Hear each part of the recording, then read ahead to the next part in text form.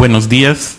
Vamos a dar inicio a esta que es la tercera sesión o tercera jornada del Seminario Permanente sobre Migración Internacional, que se realiza bajo el patrocinio del Colegio de la Frontera Norte y el Colegio de México en asociación con la Sociedad Mexicana de Demografía y la Organización Sin Fronteras.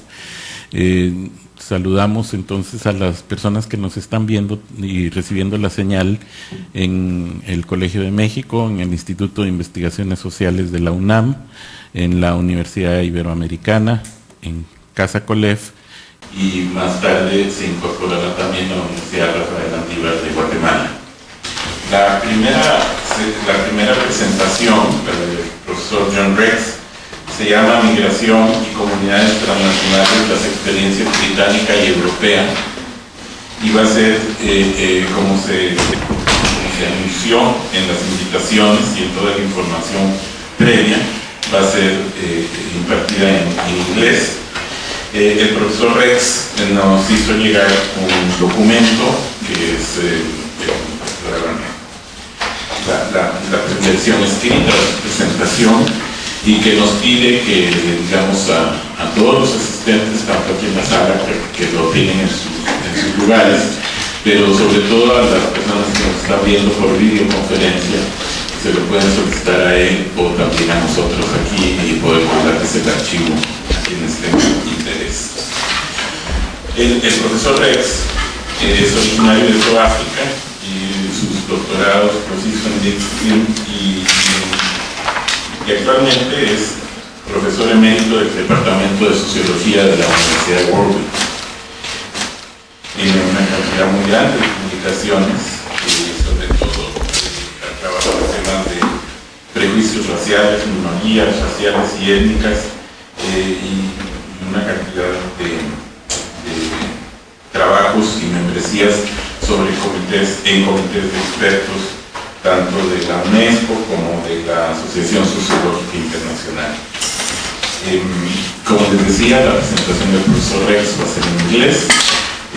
Mantenemos el formato de una presentación de 45 minutos y después de eso daremos paso a las preguntas y comentarios. En caso de que las preguntas y comentarios se hagan en español, pues haremos el esfuerzo de traducirlas. Así que no se preocupen por esa parte. Well,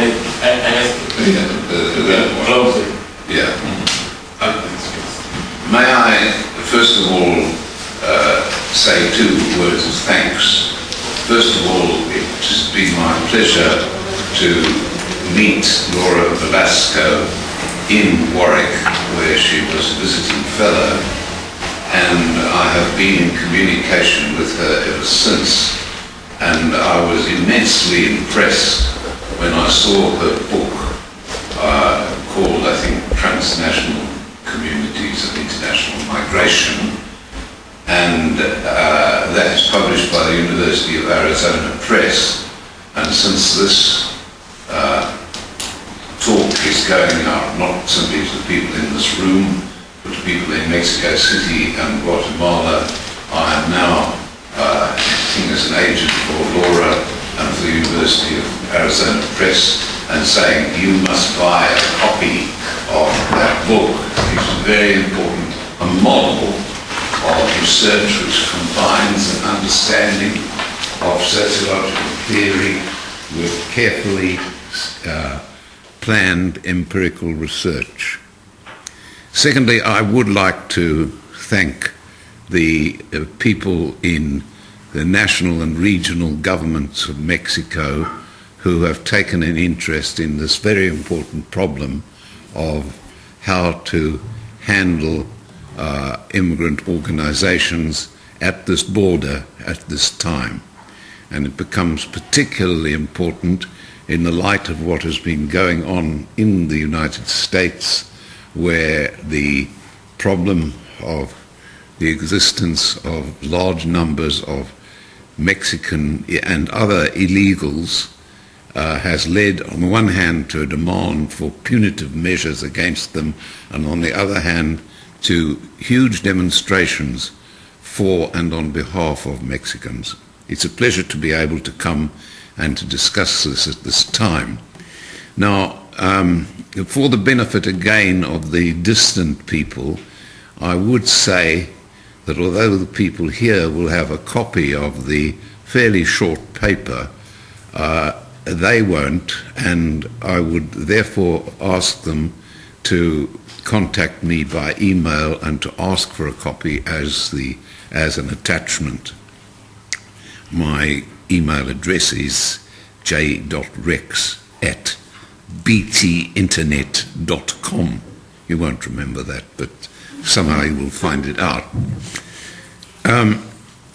Well, I have prepared, I didn't prepare this in the modern clever system of PowerPoint, but I did organize the production of overhead transparencies, and these will appear, and of course they can be looked at by people in other places.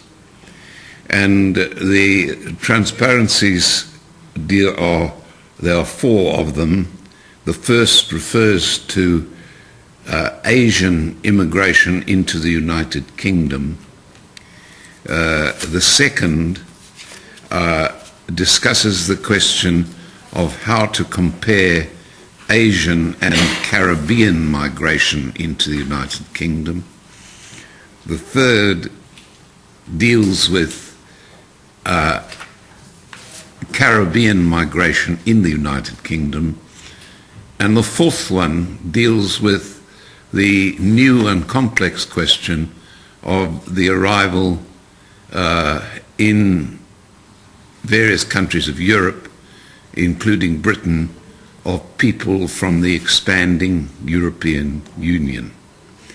So with all of that said, I will turn first to the question of Asian migration into the United Kingdom. And that is not only as complex, but even more complex than the migration which has occurred into the United States from various parts of Mexico and is being processed here. When one speaks, we do tend to speak in England of Asian migration, but it is a complex and diverse phenomenon. The Asians who come from India, Pakistan, and Bangladesh. I should perhaps have added Sri Lanka, which is a separate problem, but there are not many Sri Lankan immigrants in Britain. Secondly, the Asian migrants are divided in terms of religion, particularly Hindu, Sikh, and Muslim. The Sikhs are an especially important group in British life. Then again, the community is divided in terms of language. The languages may be Hindi, Punjabi, Urdu, Bengali, Pushtu, and a number of others. And finally, the community will be divided in terms of the kin groups from which people belong and the village groups from which they come.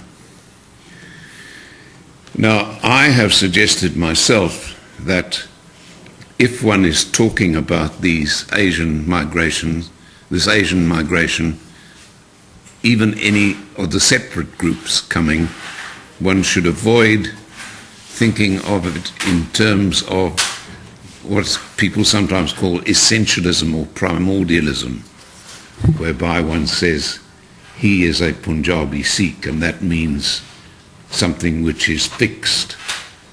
It isn't so. And I have suggested that if one is looking at such a community, it has 3 points of reference. first of all, thinking of it from the point of view of the people I know best, Punjabis in the West Midlands, they will be thinking all the time about a homeland which itself is changing, because they have left and because from time to time some of them will go back and they will get marriage partners from there and so on. Secondly, the group changes because it has to make adjustments to their land of first settlement. The ones I'm talking about, the land of first settlement is Britain, or the United Kingdom. We use the term United Kingdom, it's not very united actually.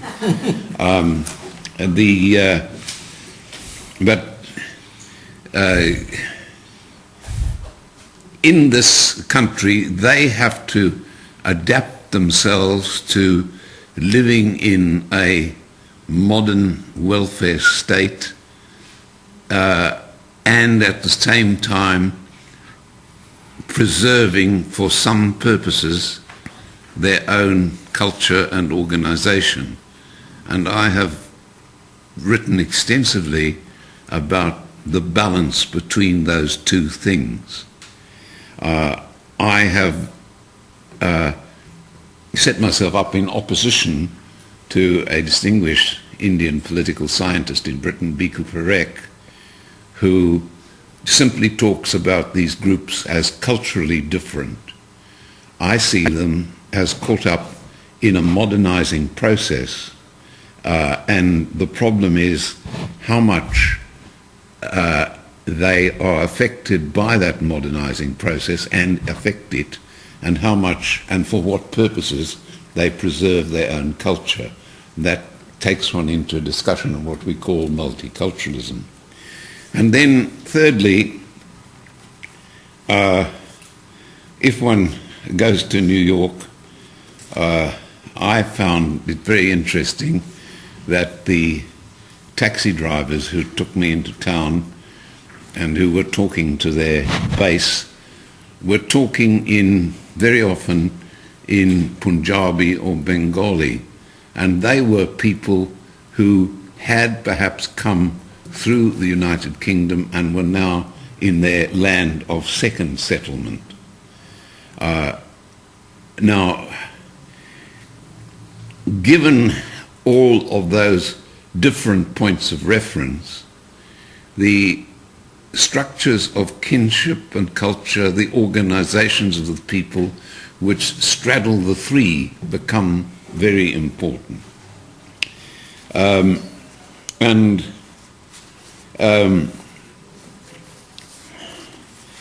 I found it useful, some of you here may be anthropologists, I have found it useful here to refer to the work of the distinguished Norwegian anthropologist Fredrik Barth, who worked in the northwest frontier province of Pakistan, and when he was asked the question, who is a Pathan or not a Pathan,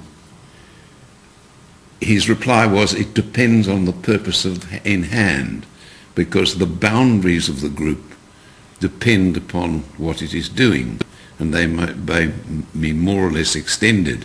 Now, I suggested that in studying migration, migrant groups, one should realize the importance of Barth's observation that the boundaries of these groups depends upon the purpose in hand. And finally, in this section, I refer to what I call self-chosen and government-attributed identities. If you ask any particular immigrant, what are you, he may say, I'm an Asian, I'm a Muslim, or whatever, depending on the individual. But also, at the same time, the British government is trying to classify people. And in 1991, they introduced into the census an ethnic question. and they asked people, to which ethnic group do you feel you belong? And the first ethnic group offered was white. Secondly, you could be black, and if you were black, you had to say whether you were black African, black Caribbean, or black other. Then, if you were also asked what your national origin was, and the offers here were Pakistani, Bangladeshi, Indian. And then there was another category called Chinese, which included a whole number of different people. Now, I myself think this classification by the government is irrational, illogical, and potentially racist. But those who defend it say why we count people this way is that we want to find out to what extent different groups suffer disadvantage in the society. And if we find that out, we may be able to correct it. But you do have there a very complex way of defining the situation. I was greatly struck some years ago by an article by an American sociologist now living in Pensacola, who, in retirement, but one of his original papers was the use of racist categories for benign purposes. And he talked about the way in which, in the United States at that time, people were classified as Hispanic, which included Portuguese, and black, various classifications like that, which had been used in this sort of way. Well, similar things are happening in Britain. Right, now let me say that although people in Mexico City and Guatemala will actually be dependent upon the transparencies, I never have great faith in those things, so I have brought copies of that which you can have with you. The second transparency refers to the question of what is involved in comparing two very different forms of migration, Asian and Caribbean. And I begin by saying there is a need for something terribly difficult, which has not yet been accomplished, a general sociology of colonialism. If I had a much finer mind and more encyclopedic historic knowledge, this is what I would like to do. If one looks at India, one is dealing with a situation in which there was previously the Mughal Empire, in which the Mughals had conquered India and extracted revenue from it. When the British came in, they came in not as a government, but in the form of chartered companies, which didn't so much farm the land or do anything directly constructive. Rather, they farmed the revenue. They found ways of extracting the revenue. And then, of course, in due course, India became independent, and there was the complicated question of how far the successor independent Indian governments continued these processes, or how far they tried to modify them. In this, of course, people like Jawaharlal Nehru are particularly important. Now, I have found that in trying to get a grip of the sociology of colonialism in India, I have found the work of the great Indian historian Ramila Thapar, with whom actually a UNESCO gathering. I visited Mexico at one stage. Romello Tapar, who is the great historian of India and also a great Marxist historian called Irfan Habib, who wrote something called The Agrarian System of Mughal India. Now, that would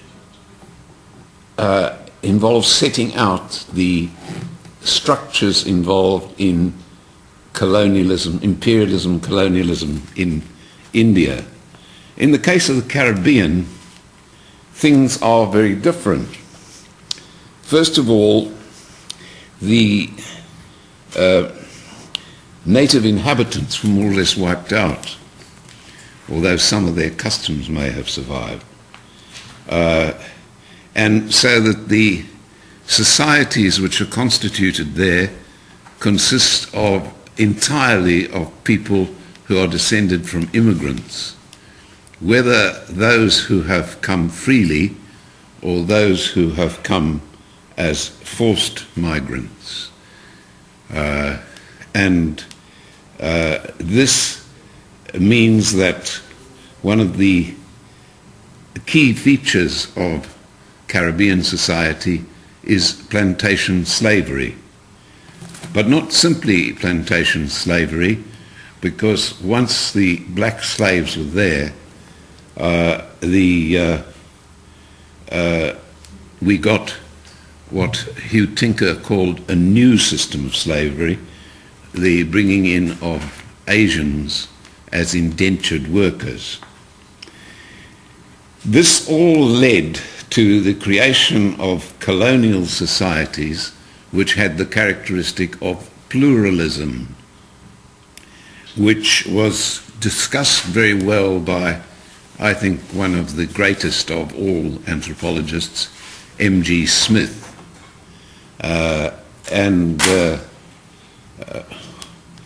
Well, his works may be well known to some of you, but Smith, particularly in his book, The Plural Society in the British West Indies, which was based upon work in Grenada, he talked about the existence of something which was not a single society, but in which there were two societies with nearly complete sets of social institutions, basically the one being black and the other being Asian, but only a nearly complete set of institutions, because whatever other institutions each society had, it didn't have a political institution, the state, because that was controlled by the imperial power, the British. Now, naturally, just as in India, independence produced change in this situation, so in the Caribbean, independence involved a situation in which, in broad terms, the imperial power was withdrawn, and then the question arose, who took over its position? And obviously this would be very fruitful in terms of the sorts of conflict which it promoted between the Asian and the black descended populations, and this is obviously very important in Guyana, and that undergoes a whole process in which there is, first of all, Marxism, then eventually, as elsewhere in this part of half of the world, people who are Marxists learn to live with the Americans and so on. I envisage the possibility one day of some great person writing a theory of the sociology of colonialism, which will bring together the works of people like Tapar and Habib on the one hand and M.G. Smith on the other. So that leads to, I think I gave out the first one, the elements involved in that second paper are there. I now turn to Caribbean migration, into the United Kingdom. As I have already, first of all, I have a section in which I talk about the constitution of Caribbean society, that it rested upon slavery and indentured labour, as I have said, and plural societies. Now, but an additional element in the Caribbean, as compared with Asia, is the closeness of the culture of the people to British culture, because their language is English, even though it may be a creolized form of English. Secondly, they are Christian, even though in addition to the main Christian groups like Anglican and Methodist, there are Pentecostalist groups, which are significant for at least for a third of the population, some of them with connections with blacks in the United States. And then thirdly, there's a closeness of Caribbean culture to British culture in the sphere of sport. And one cannot perhaps explain this to Spanish-speaking people, but there is a game called cricket. And the people from the various West Indian islands have become highly skilled at cricket, and indeed sufficiently skilled to beat the English for a time, and to appear internationally as the West Indies cricket team. Now, from this, that first part of this paper refers to the constitution of Caribbean society. The second part refers to the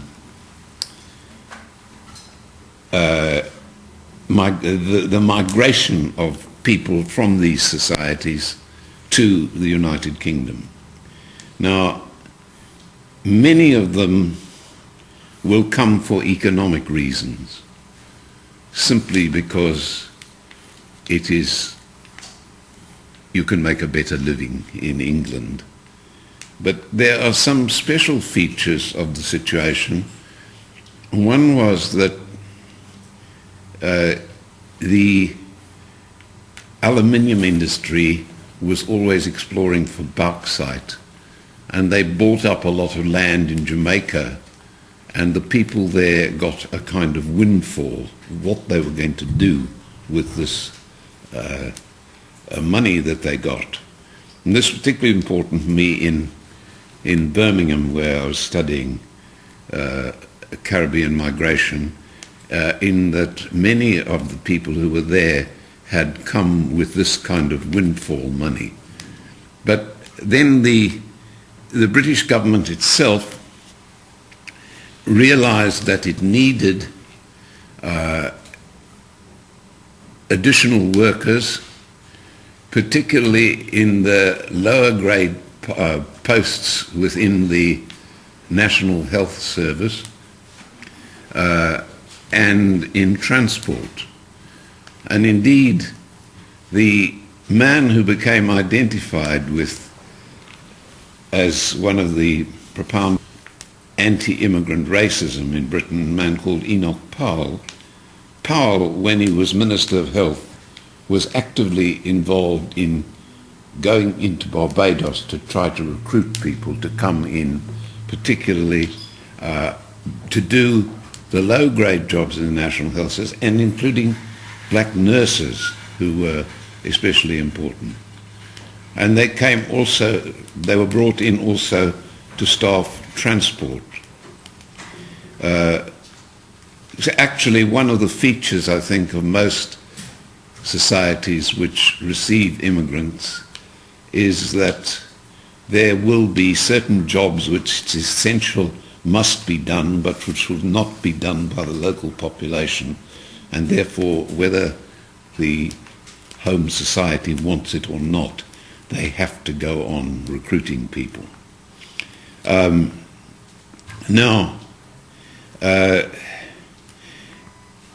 when, apart from these economic factors, there were important cultural reasons why West Indians would come.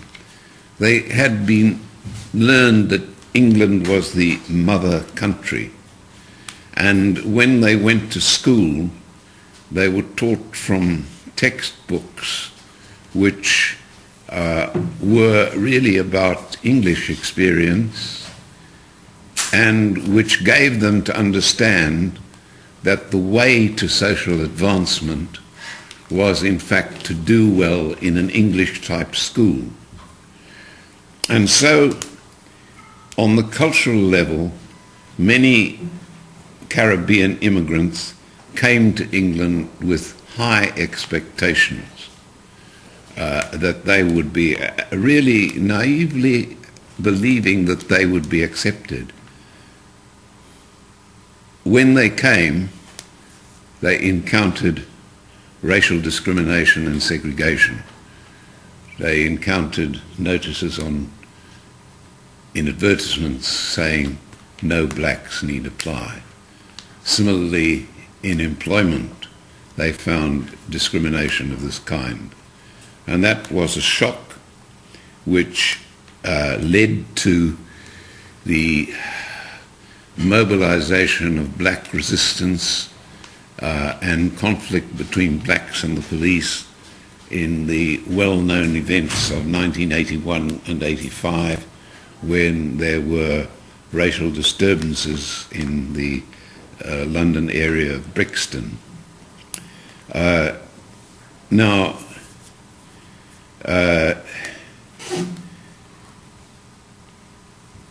So that, and when one looks at the West Indian community, one finds a range of things. One does find some people who are still trying to fit in, other people who are organized within a culture of resistance.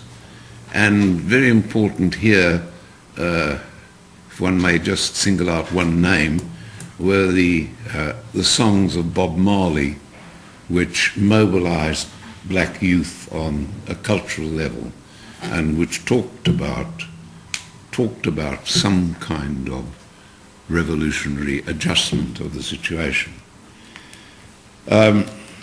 But meanwhile, of course, it wasn't absolutely, there were racist people acting against immigrants, blacks, and I'll come back to say more about them later. But it was also true at the same time that there were people in government who were concerned with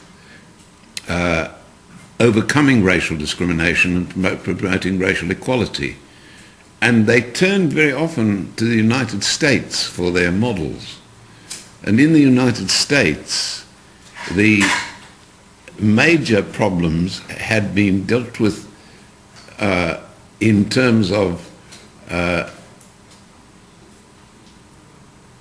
trying to promote equality, equal treatment for black people. And some of those models were then transferred to Britain, where one got established two organizations.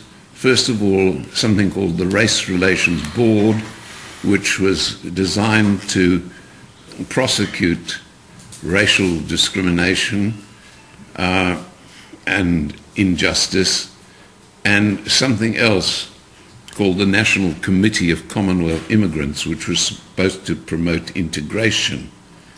These two organizations were eventually combined in something called the Commission for Racial Equality. But the Commission for Racial Equality defined itself as dealing with essentially color racism. It had very little to say about Asians. It was directed very much to the black population, except, strangely, for the Sikhs, who wanted to assert their right to wear turbans. But the Commission for Racial Equality never dealt with the very large question of Islam. It was focused very much on the question of blacks. Now, with all of that said, it has still to be recognized that if you want to ask about black people in Britain, that today there is a huge amount of merging which has gone on. A very large proportion of young men of sexually active age groups, whatever that is, I suppose from teenagers through to people in their early middle age, about 40% of those people, men, have white partners. It's much less the case that black women have white partners. And no doubt my colleague, who is talking about gender, amongst other things, may have something to say about this. And if one looks not merely at intermarriage, if one looks at language, nowadays, if you are in another room and you hear someone speaking, you won't be able to distinguish between the accents and the mode of speech of black people and white people. If they live in London, they talk Cockney. If they live in Birmingham, they talk what we call Brummie. If they live in Lancashire, they speak with Lancashire accents. There's a famous person in the Olympic Games called Amin Khan, a young boxer, and he comes from the town of Bolton, and listening to him speak, he speaks like anybody else from Bolton. So there's a lot of merging on the level of language.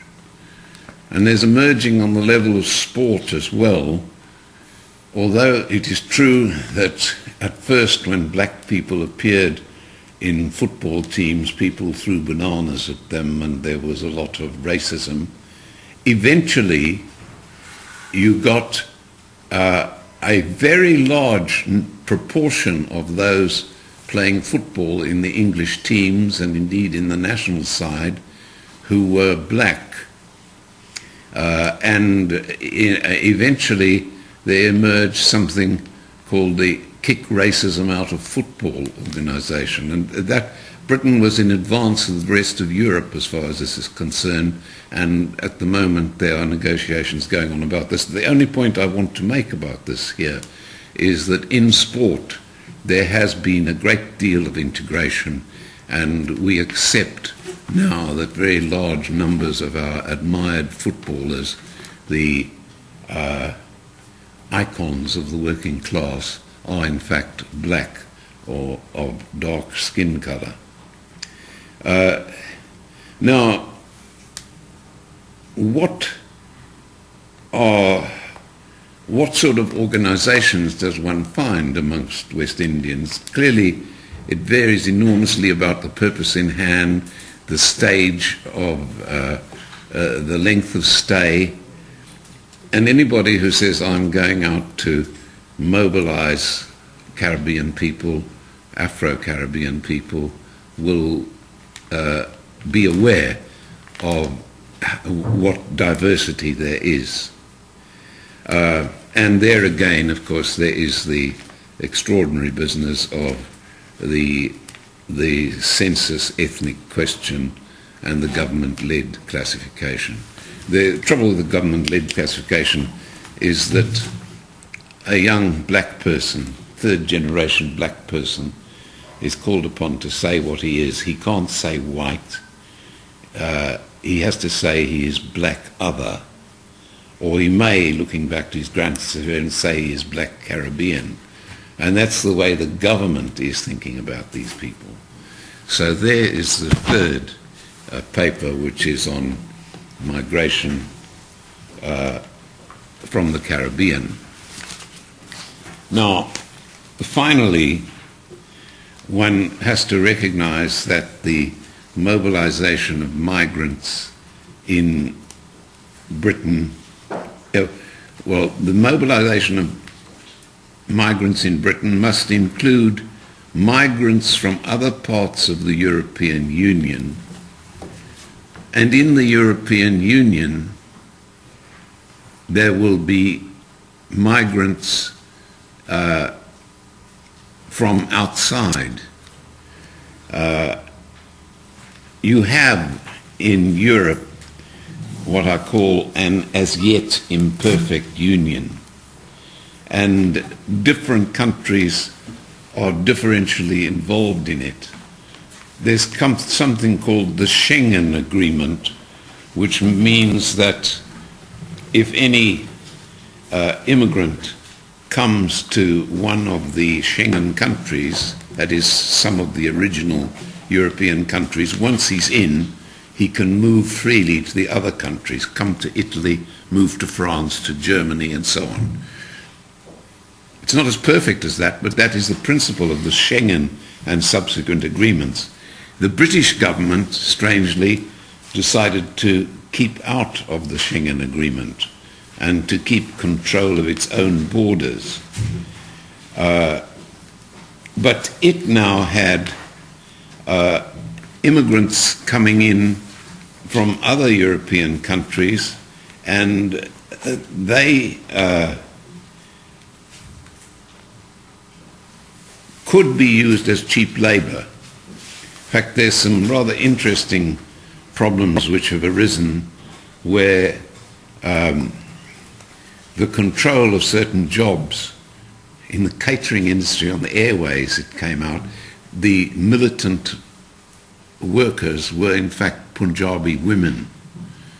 And what was happening was that the people who ran those industries were trying to replace these militant Punjabi women with cheap labor from the Eastern European countries. And this is a problem which worries people. Moreover, some of those who come from the Eastern European countries will not be economic migrants, but will be refugees, asylum seekers.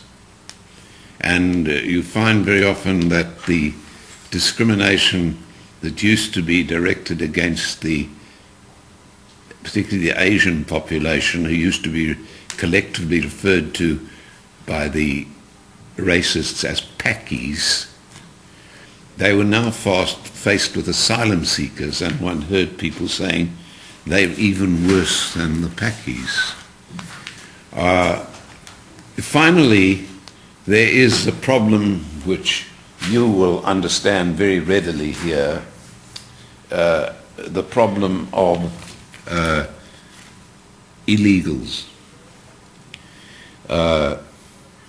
There are large parts of the agricultural industry and the construction industries which need unskilled labor. And needing this unskilled labor, they turn to people who are referred to as gang masters and say, get us some workers.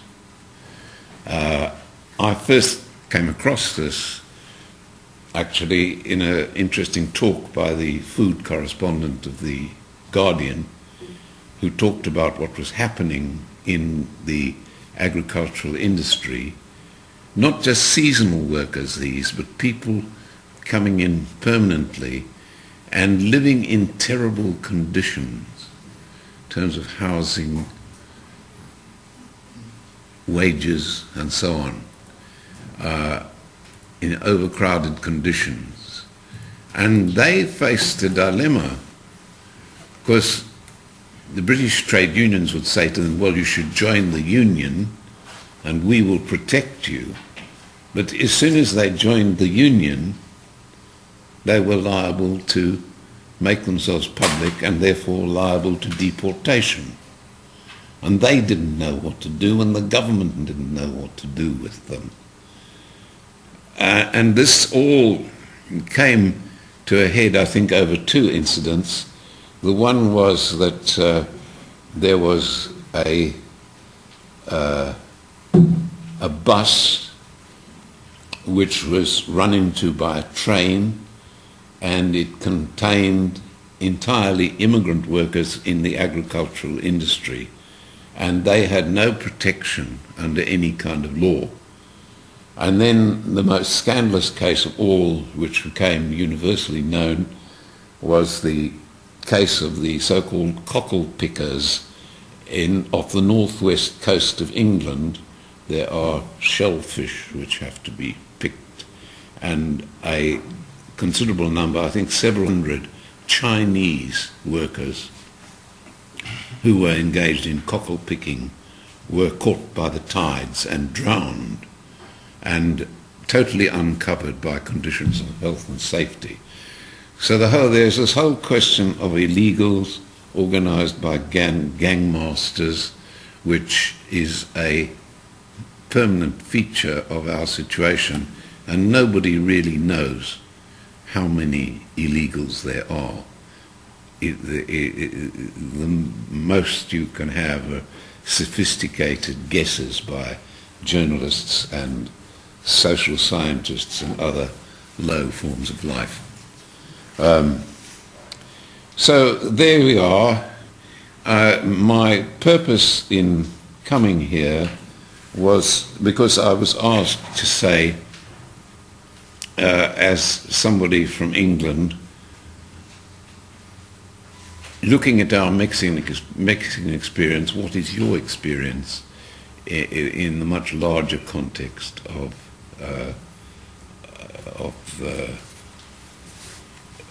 Britain, the UK and Europe?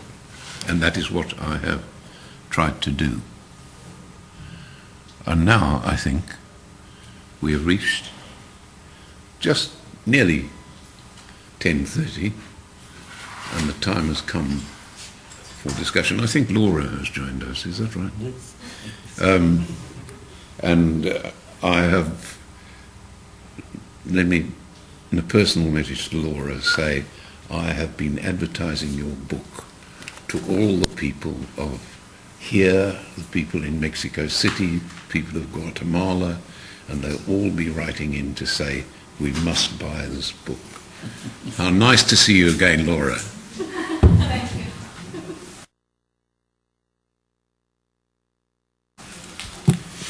Thank you, Professor Rex. It has been a very interesting presentation for us, additionally, because we have little knowledge regarding all these changes in immigration in the UK, and this focus on what has happened with different groups, especially this distinction among Asians and Caribbeans, is something very interesting to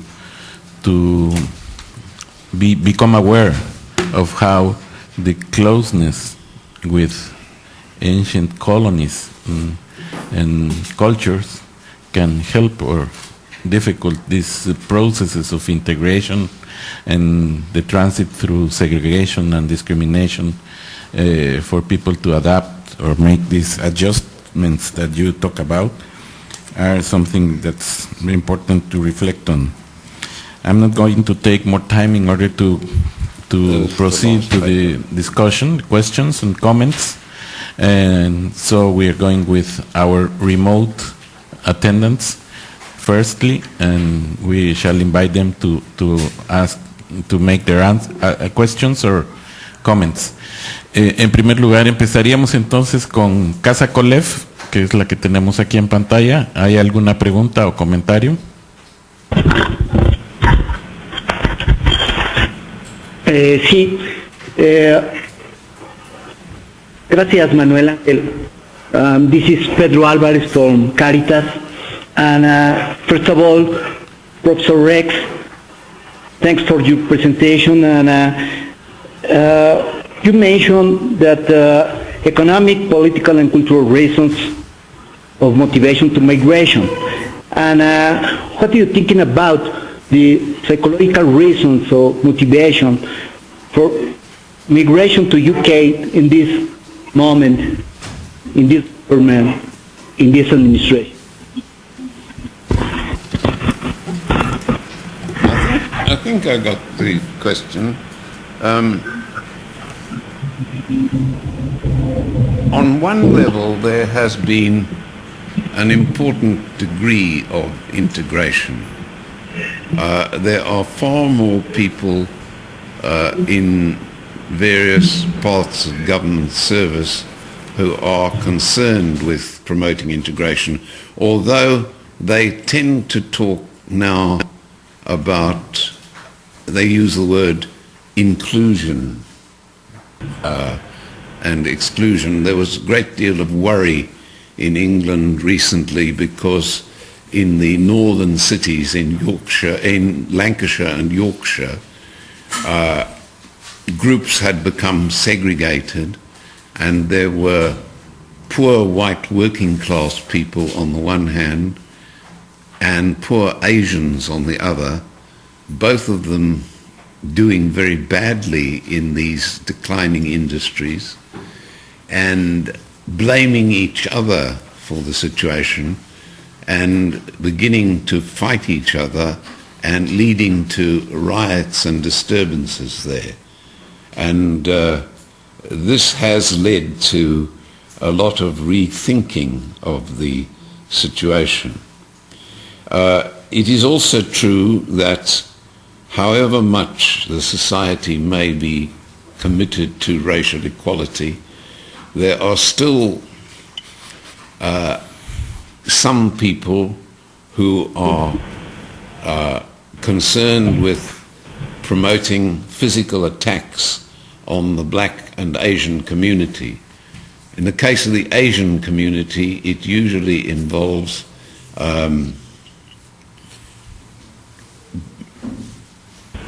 doing things like putting fire through their letterboxes and setting fire to their houses.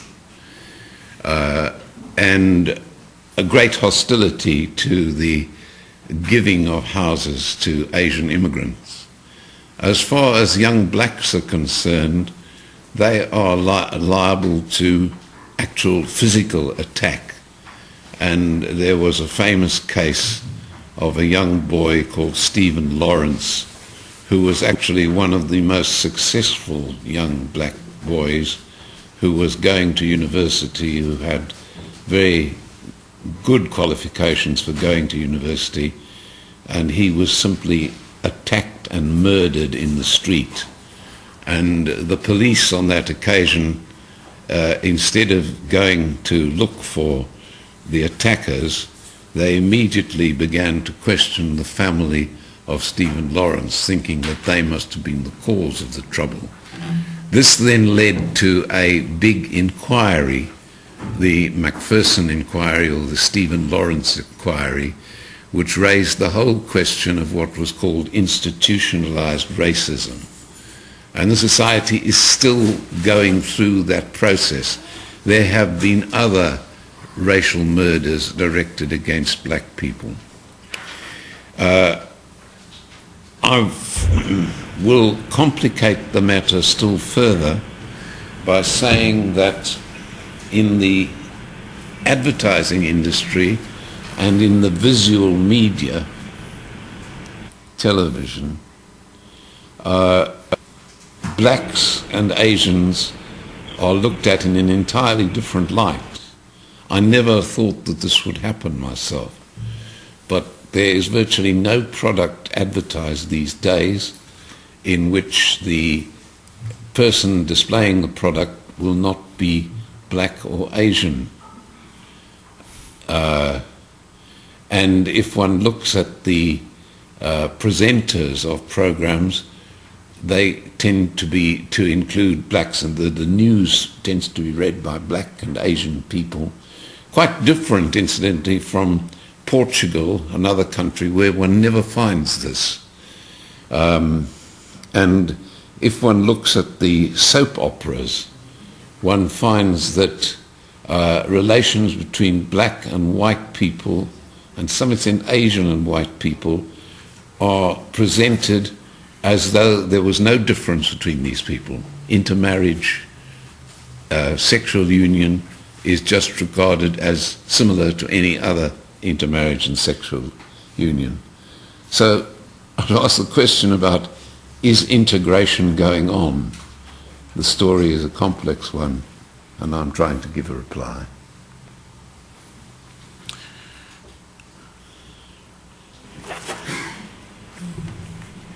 ¿Alguien otra pregunta?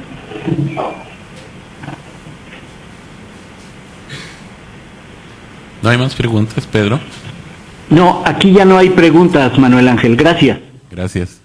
Entonces vamos a preguntar si en el Colegio de México hay alguna pregunta.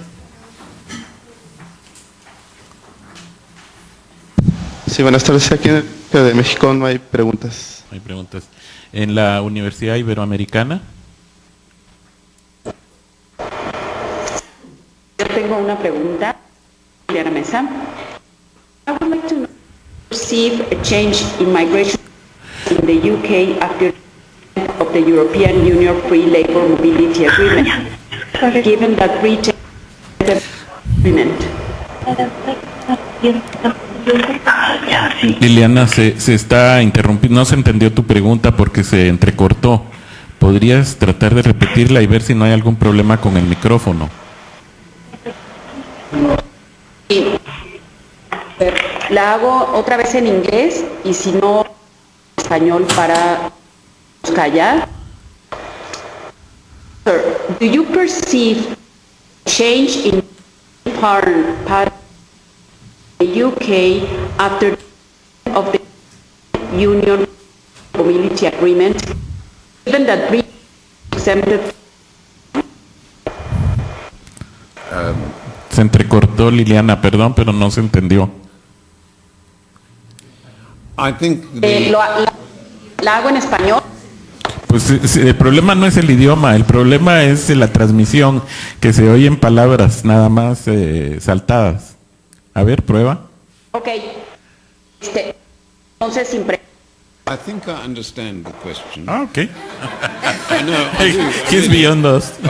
it is natural to ask whether, in fact, the processes of integration, anti-racism in Britain have been more effective, better, since the influence of the European Union has come to bear. And the answer to that is that, indeed, at a very high level, the European Committee makes verbal commitments against racism.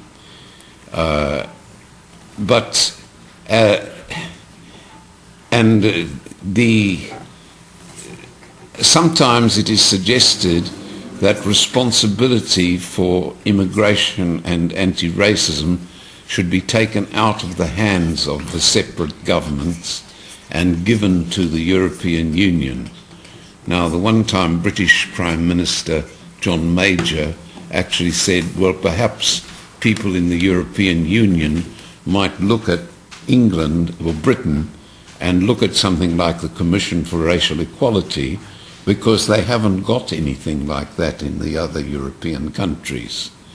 So there is a great deal of debate going on in the European Union. One thing which has especially interested me is that the European Parliament established something called the Migrants Forum. Now, my own question would be, why was there a need for a Migrants Forum? Why should everybody not be represented directly in the European Parliament? And the Migrants Forum included a number of different groups of people, namely immigrants to Britain and France who were British and French citizens, and the so-called guest workers in Germany who were not citizens. And they were all lumped together as immigrants. in the Migrants Forum, so that you had a sort of paternalistic relationship between Europe and ethnic minorities. This is something which runs through British policy and runs through European policy as well, of saying, let's have mainstream institutions, but let's have special provision for these people, which may be beneficial but may not be. It may be a way, in fact, of intensifying discrimination against them.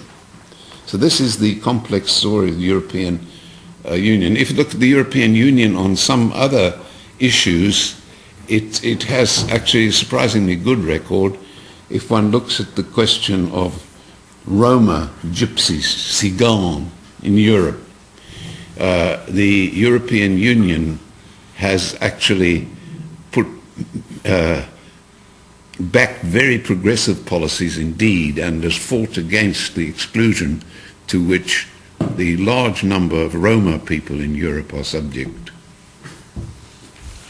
Thank you, Professor Rex. ¿Hay alguna otra pregunta con ustedes? No hay ninguna pregunta. Bien, vamos entonces a pasar a la ronda de participaciones aquí en la sala. Así es que los invitamos a... Sí, Rodolfo. First of all, thank you for your presentation, Professor Rex.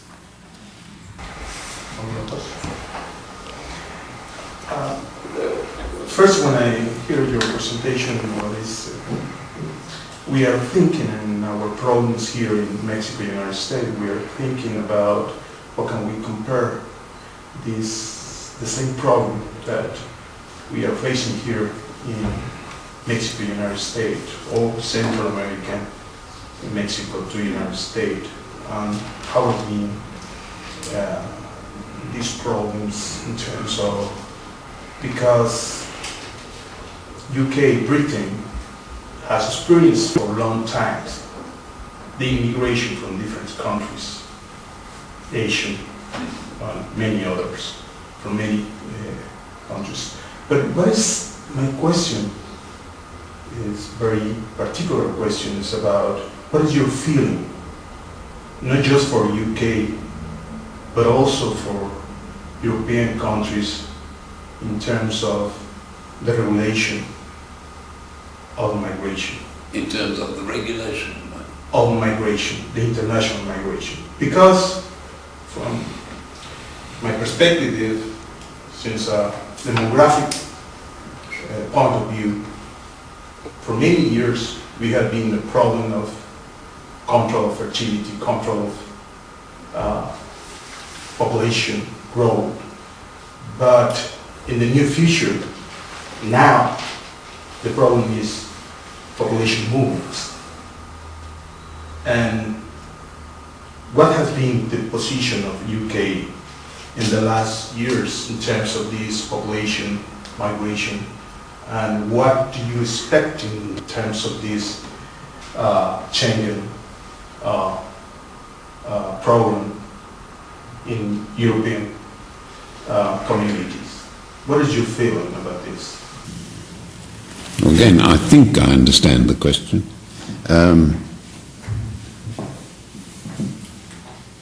First of all, one of the features of Northwest Europe is the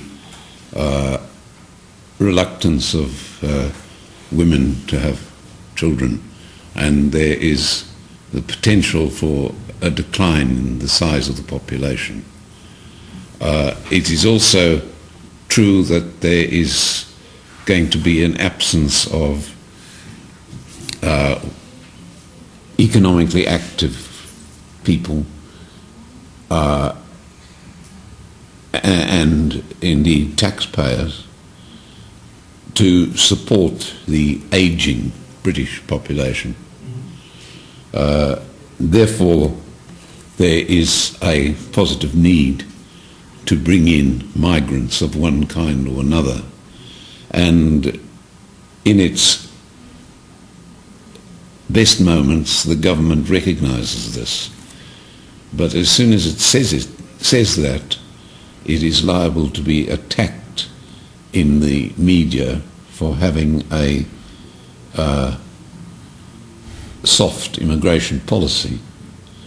And then at the moment there's a debate goes on in the media about what the political parties are saying about immigration, and the Conservatives accuse the Labour Party of being soft on immigration, and the Labour Party tries hard to show that it is not. And now the British National Party, a small sort of fascist group, is in the local elections going to be saying that the Labour Party, the Labour government, has let the white working class down on a number of issues, one of which is that the Labour Party has not had a sufficiently tough line on immigration. And the Labour Party leaders, and indeed some of the research organisations, have started to say there is a real danger now that the British National Party are going to get more votes in the local election, and we should be aware of this. But when the government ministers and the research organisations say that, as soon as they say that, that actually helps the British National Party, because it is recognising them.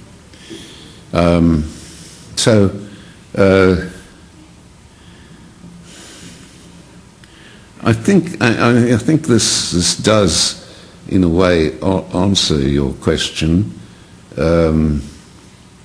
What is happening in Britain today in the debate, and I get very depressed when I look at the way in which the issue is being discussed, when the Labour Party is criticised for not making immigration an important issue. Well, in what sense would it make immigration an important issue? Would it be saying more immigration control or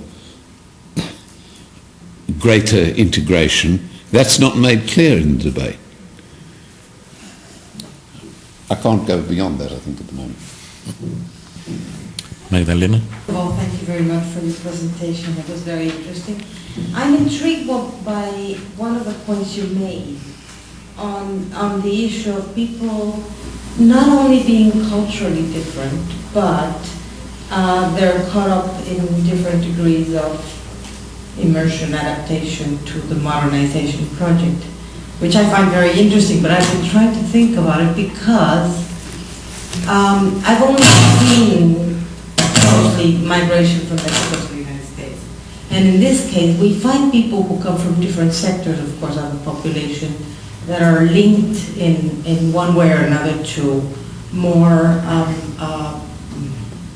modern, we might say, or industrialized environments. On the other hand, we might also think of migration from Guatemala to Mexico, for example, where Mexico would be considered maybe a not so modern state versus the also not modern Guatemala. So, I mean, how do you, I would like you to know a little bit more how you are visualizing this issue of being caught up in the... Well, I once went to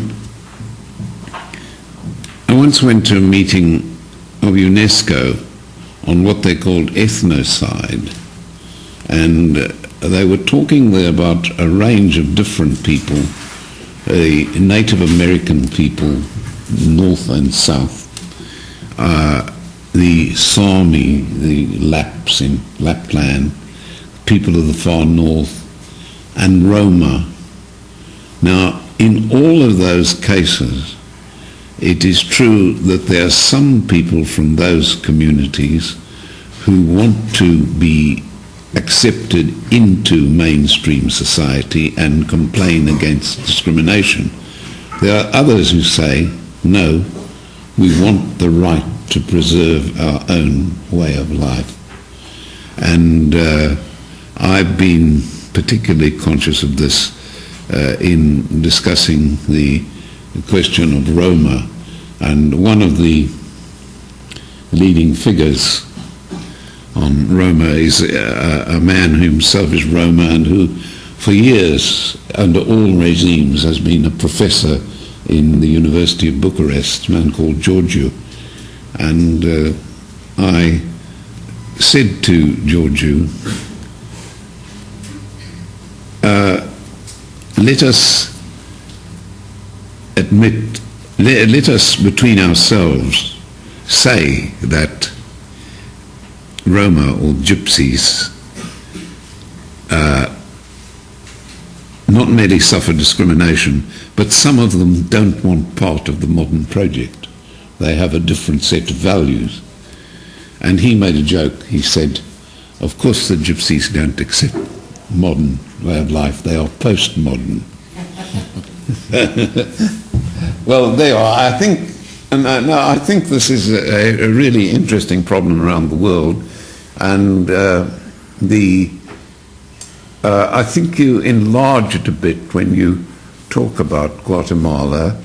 I think that in all of these cases, it's not merely people wanting to be outside of the society, but people having an ancient culture which they want to preserve. It's equally true, actually, in the contrast I was making between Asians and Caribbean people, that in the case of India, one has a long-standing and ancient tradition which some people are going to revive in terms of tradition, Indian nationalism. Luis? Gracias. Well, first of all, let me thank again Professor Rex for his talk and for his very refreshing approach from an entirely different geographical reference like Europe.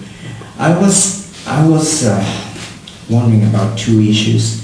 The first is that after listening to your talk, I can and reading to the summary that you submitted.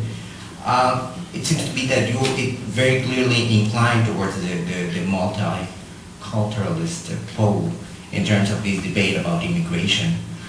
However, I was wondering, and correct me here if I'm wrong, but I think that at least in places like Mexico, a couple of, 2 or 3 years ago, 5 years ago, there was a very influential book by Giovanni Sartori, a very, I think, a very well-known and I think respected Italian intellectual on the plural society, and he was completely against this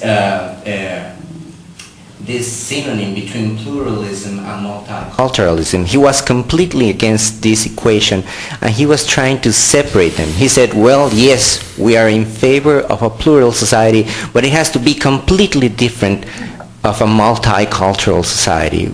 And he was completely against it because he said multiculturalism is gonna lead us to a sort of social chaos. And in that sense, he was adopting a very restrictive perspective in regards to immigrants and immigration inflows, because he was pointing out that there were some immigrants that could be absorbed by national societies, at least in Europe, and there were others that just it was useless to try to adopt them. He was bringing up criteria like, for example, religion and language as like the core or the harder immigrants to adopt in places like Europe. So the question that I got is whether these thesis, the one raised by Professor Giovanni Sartori, has had a significant impact in political circles in the European Union and in Britain more specifically? That's going to be the first question. And the second one is whether these debates on immigration and multiculturalism in the European Union and Britain take into account the United States case, which is, as we all know, a major destination for immigrants from all over the world. I now propose to give another 4 lectures. But let me, first of all, say something about the debate about multiculturalism in England. First of all, one very influential scholar, theorist in Britain was T.H. Marshall, who wrote a book in 1951 called Citizenship and Social Class, in which he was talking about the integration of the working class in British society. And he said, first of all, they got equality before the law, then they got political equality, eventually extended to women as well in the form of the franchise, and that now, after 1950, Britain was undergoing a process of achieving social equality. And social equality were completely achieved when you had a whole lot of things, free collective bargaining, the provision of at least a social minimum in housing, health and education, and also insurance for everybody against unemployment, ill health. And that when this process of social equality had been completely achieved, there would be no need for people to make a class identification. They would identify much more with citizenship. This leads me into an argument about the implications of Thatcherism in the 80s, of how far it involved an abandonment of some of these things. Although the language continued, even Mrs. Thatcher said, I will defend the welfare state. She was only talking about social insurance. Now, all that Marshall had to say did not refer to immigrants.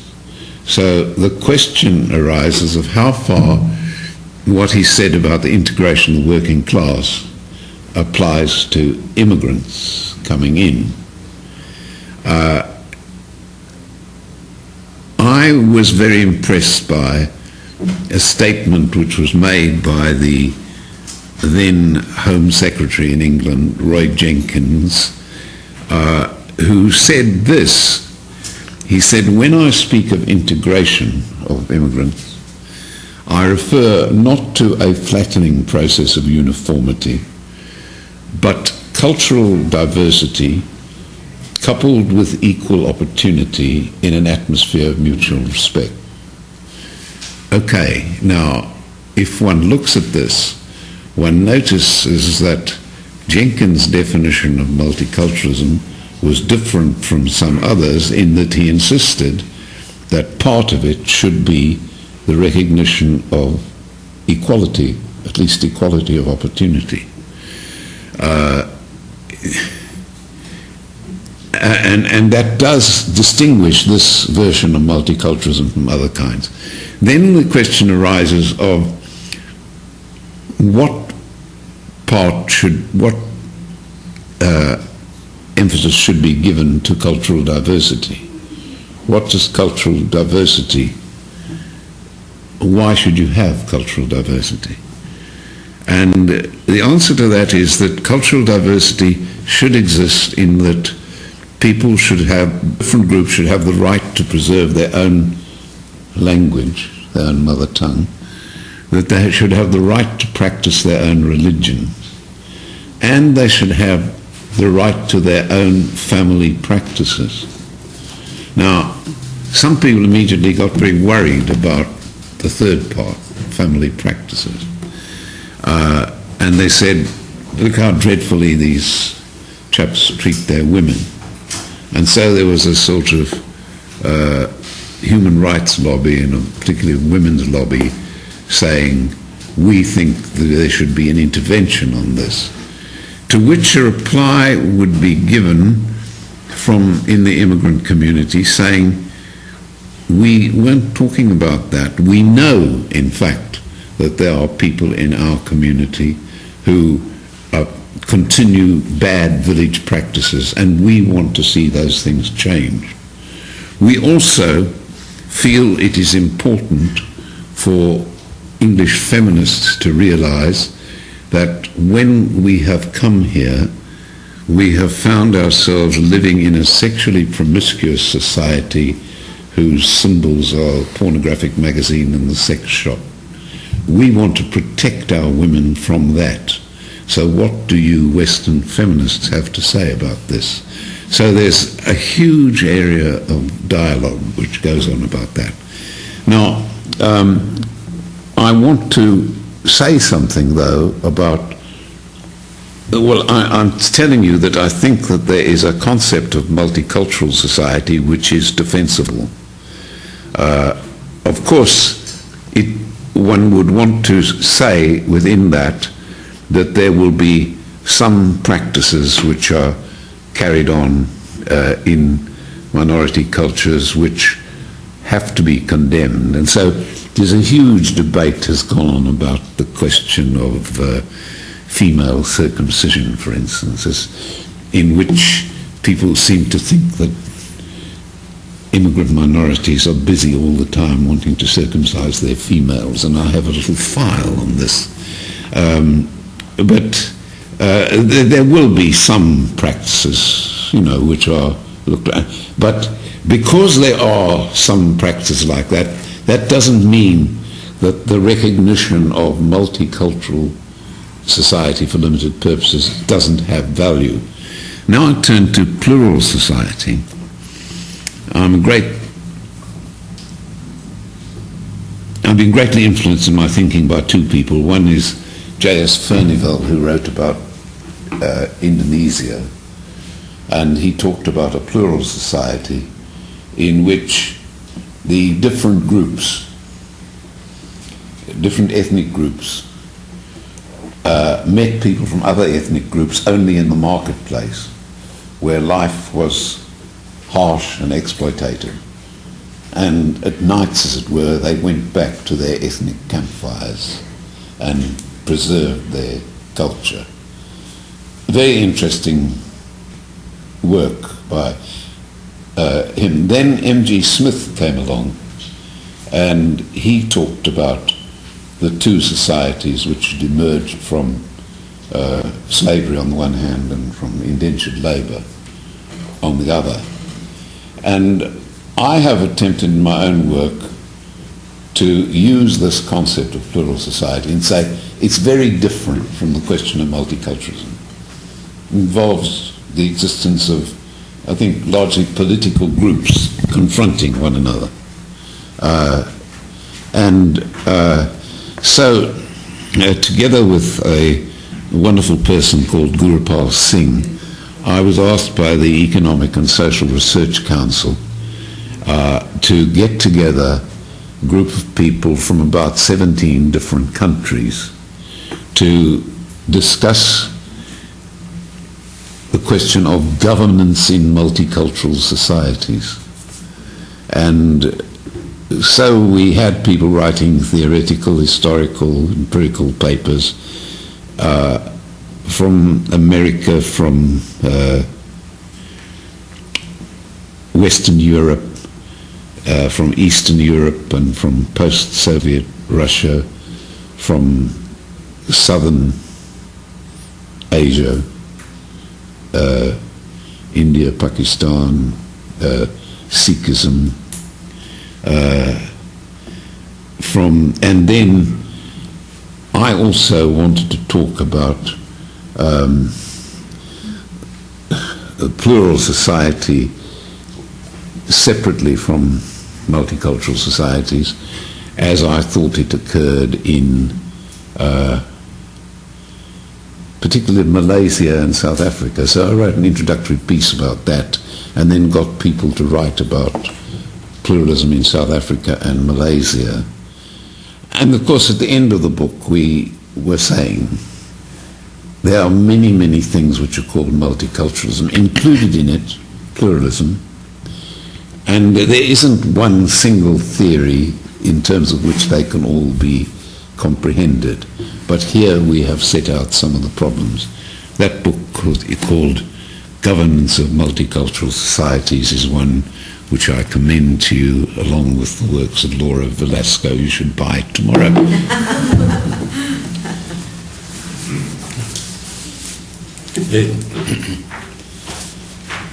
Do you think there is a transnational identity on color basis or racial basis? Because in some part of your paper you mentioned that the British black sometimes saw themselves as part of an international group led by the black of the United States, and I would like to get more information about it. Thank you. Yes, I think the British are very colour conscious, and in this they are very close to the Americans. I mean, in America there's a sort of, when you ask who is black and who is white in the United States, there's the notion that a single drop of black blood makes person black. And that idea to some extent survived. I never made much sense of it when I was in New York and I saw many black people around talking like other Americans. It didn't seem to me that one could make this big distinction between blacks and whites, or indeed between whites and Afro-Americans. But there it is. The British and the Americans place a great deal of emphasis upon colour. If as soon as one goes to France, one finds a very different situation, where blacks from Black Africa, or the French Black Africa, or from Guadeloupe and Martinique, are seen as French people.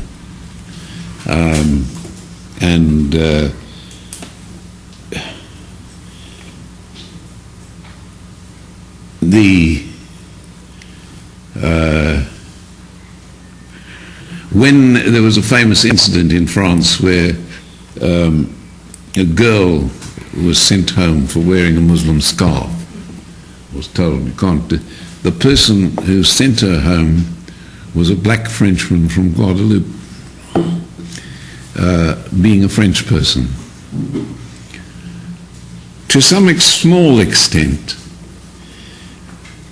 even in Britain, well, in Britain things have begun to change. You do find now blacks in the police in a way in which they weren't 20 years ago or 30 years ago. And I had a very interesting view of this from my daughter, who's now quite in middle age. But when she was living in London, she used regularly to demonstrate against the South African government outside South Africa House in Trafalgar Square. And then the government of the day declared that it would be illegal to have demonstrations on that bit of pavement. So, of course, these militant young people immediately had a demonstration on that bit of place. And my daughter was then arrested by a black British policeman. There are many contradictions. But anyway, I think I wouldn't want all of that to undermine my main argument, which is that as soon as one turns to Europe, one finds that the British emphasis upon colour is less important. Of course, it is one thing which is is true is that in all European societies and in Russia, there are always a small number of people, very often from skinhead groups, who regularly attack black people. And this is true in West and East Germany, it's true in Russia, it's true nearly everywhere that there are these attacks made upon black people. And blacks are very often, for that minority, a convenient scapegoat.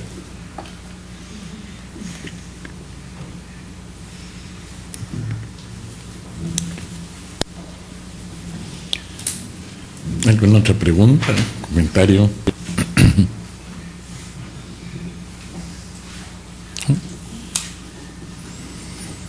Well, then I want to thank again Professor Rex for his presentation and his readiness to answer all these questions. And I forgot to make two additional thanks. The first one deals with the long trip he had to make yesterday, and I think it must be a very tiring journey. And the second one for his sharpness in the time presentation. So thank you very much again.